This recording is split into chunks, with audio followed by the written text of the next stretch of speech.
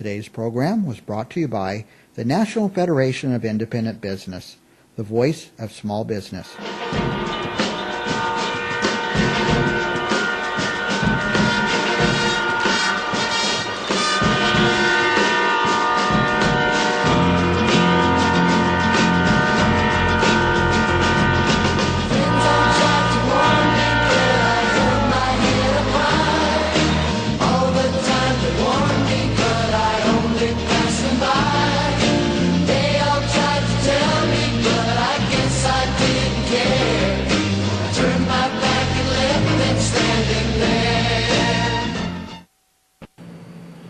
Good afternoon and welcome everyone. Tim Thiesen Live, broadcasting from the palatial studios of Central Valley Talk here in the Tower District of Fresno.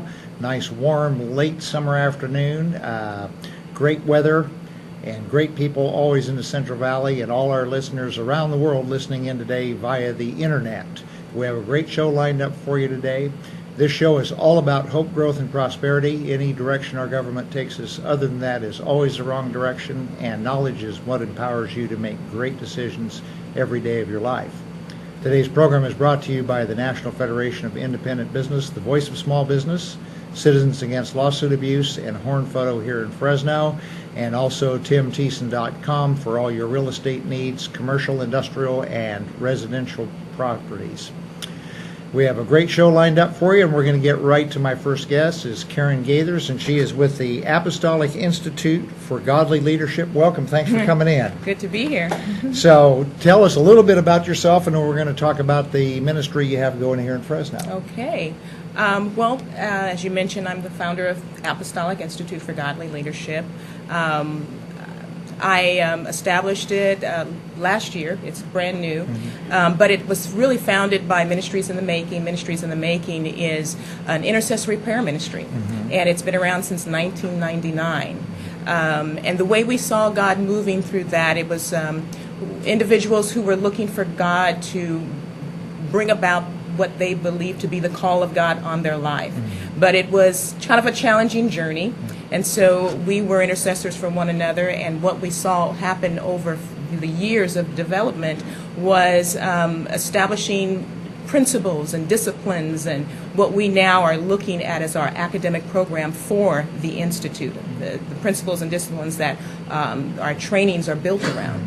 And that's what the Institute does. Okay. And so you do a training program, and this is now then for people for enhancement in their own life, plus going out in the community. Exactly. We realize that your divine call can be in any arena, on any platform. And so individuals who are looking for to walk in more purposeful life, lifestyle, or the work that God has for them, that can be in any arena, whether it's the marketplace or whether it's in ministry. And so we are a discipleship type of program that recognizes the challenges that people have in birthing out ministry and birthing out divine calls. And so we walk alongside them in doing that. And the principles and disciplines that were established in Ministries in the Making are extremely valuable.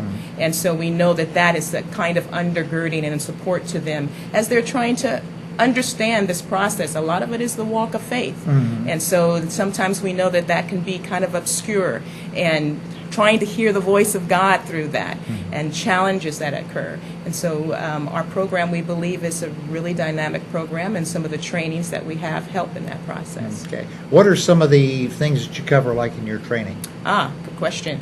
Intercessory prayer. Okay.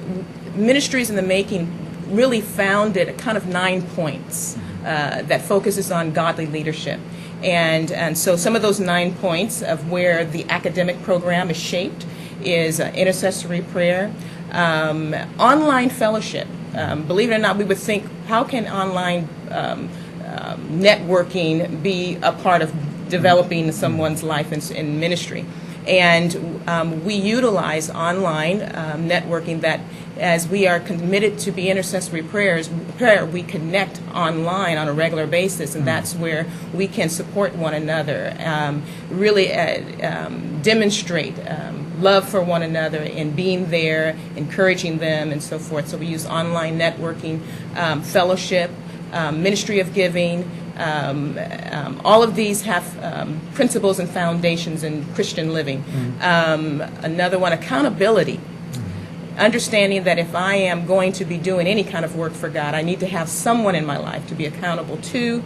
Understanding the accountability that comes with leading and leadership. Another one is prophetic leadership.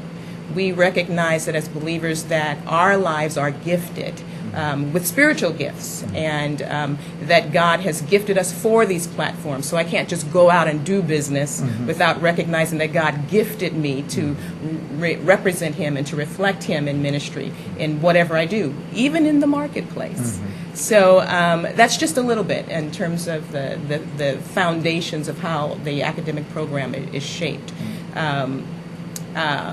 Trying to think of some of the others offhand, but do you do anything too, like as far as because a lot of folks, especially in this electronic age, people have really lost their communication skills. Like in my business, I do a tremendous amount of my work online, tremendous amount, but people still need to be. Do you go in presenting yourself also when you're interacting with people at work or wherever you're going? Yes, if I'm understanding correctly, we have resources where they can develop those kind of technology skills. We have one of our co-founders is very knowledgeable in terms of internet marketing and just the uses of technology in promoting and furthering business and doing business. So we have that as accessible to students. And I'm not sure if you were also mentioning that how do we use maybe technology in the process of how we connect as a ministry to students? Yeah, we can talk about that a little bit. Okay. Yeah, we have that available because, as I mentioned, in terms of networking online, that is a large part of how we stay connected. And there is reason for why we connect. Being an intercessor means to be covenant with one another. So I know that I have to get on internet online because I know that somebody might be reaching out and I need to make sure that I'm there and made available for them. And same for myself if I'm in that position. Okay. Do you also cover where skills for folks where they're going out to the community and doing like one-on-one speaking skills and what have you, presenting yourself? Yes, and that is in professional development. That's one of the 9 that I failed to mention. Should have wrote those down for us. But yes, and the types of professional etiquettes and the things that we need to know to how to present ourselves. In fact, how the program is designed, and it's set up in 3 trimesters, and the second trimester is all about marketplace, all about professionalism and being in business and networking with the community and how to present ourselves. We definitely deal with that topic as well. It's really important. Yeah, very, very important, including the first people that you start to interact in your day, and a lot of folks don't think about it, like the guy that just cut you off in traffic. Okay? Yeah. If you stop at Starbucks to get a cup of coffee, how you greet people, how you present yourself. You're reflecting your own business. You're reflecting your inner self. You are. Absolutely, in every step of the way. Do you have any campaigns or fundraisers coming up? I do. I have something very specific on the campaign of GoFundMe. I'm not sure if people are aware of what that is. GoFundMe is a rather private funding resource, much like Kickstart, that focuses more on like technology projects. But if you're in ministry, there's very little places you can go to generate funding for projects. And so I am on the GoFundMe fundraising campaign. And what I'm doing is establishing a tour of California, from Northern California to Southern California, to bring awareness in one of the subjects that, services I would say, that we offer through the Institute, which is in peacemaking, church peacemaking. Dealing with conflict management and communication. We were talking about how to communicate and connect on a professional level. This has a large part to do with, and we have a very specialized, it's certified training in peacemaking that really services the church in large part. Congregation, lay leaders, and pastors learning how to communicate, really understanding the dynamics of communication being a sacred platform, that it's not just something we randomly do, that the human body was just given the communication as something we just do, but that for the believer it is really a sacred platform, and how to understand God's language and how He made us to communicate and represent as peacemakers. And then also conflict management. There's conflict in the church. We may not want to admit it. There's conflict everywhere. And so, yes, we are on a campaign to tour California, raise funds for that and awareness, do some trainings on school campuses, and speak with pastors. Okay, very good. Billy's got the lights blinking on us here. Yes. So anyway, thanks for coming in, and the best to you. You're welcome. Okay, folks, we're going to be right back after these messages.